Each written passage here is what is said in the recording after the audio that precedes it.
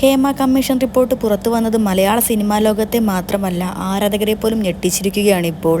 പല നടിമാരും തങ്ങൾക്കുണ്ടായ ദുരനുഭവങ്ങൾ അതിലൂടെ വെളിപ്പെടുത്തിയിട്ടുമുണ്ട്. സിദ്ദീഖ്, മുകേഷ്, ജയസൂര്യ തുടങ്ങിയ നടന്മാർക്കെതിരെയും ആരോപണം വന്നിട്ടുണ്ട്. ഇത് സംബന്ധിച്ച് തൻ്റെ സോഷ്യൽ മീഡിയ വഴി ആശാ ശരത് പങ്കുവച്ച കുറിപ്പ് ഇങ്ങനെ: പ്രിയപ്പെട്ടവരെ, ഇപ്പോൾ ചർച്ചാ വിഷയമായിരിക്കുന്ന സിനിമാ രംഗത്തെ പ്രശ്നങ്ങളുമായി ബന്ധപ്പെട്ട് എൻ്റെ പേരും കണ്ടതുകൊണ്ടാണ് ഈ കുറിപ്പ് ഞാൻ എഴുതുന്നത്. അതിൻ്റെ സത്യാവസ്ഥ എല്ലാവരെയും അറിയിക്കാൻ ഞാൻ ആഗ്രഹിക്കുന്നു. ശ്രീ സിദ്ദീഖ് ദൃശ്യം സിനിമയുടെ ചിത്രീകരണ വേളയിൽ എന്നോട് മോശമായി പെരുമാറി എന്നായിരുന്നു പ്രചാരണം. ചിലർ അത് എൻ്റെ ശ്രദ്ധയിൽപ്പെടുത്തുകയുണ്ടായി.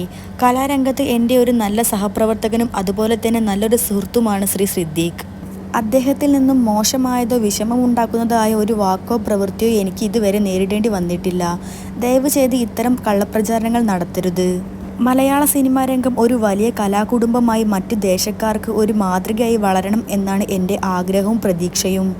ഇത്തരത്തിൽ കള്ളപ്രചരണം നടത്തുന്നവരെ നിയമത്തിന് മുന്നിൽ കൊണ്ടുവരണമെന്നും ആശാ ശരത് പറയുന്നു. ജിത്തു ജോസഫ് സംവിധാനം ചെയ്ത ദൃശ്യം എന്ന ചിത്രത്തിലാണ് മോഹൻലാലിനൊപ്പം ആശാ ശരത് അഭിനയിച്ചത്.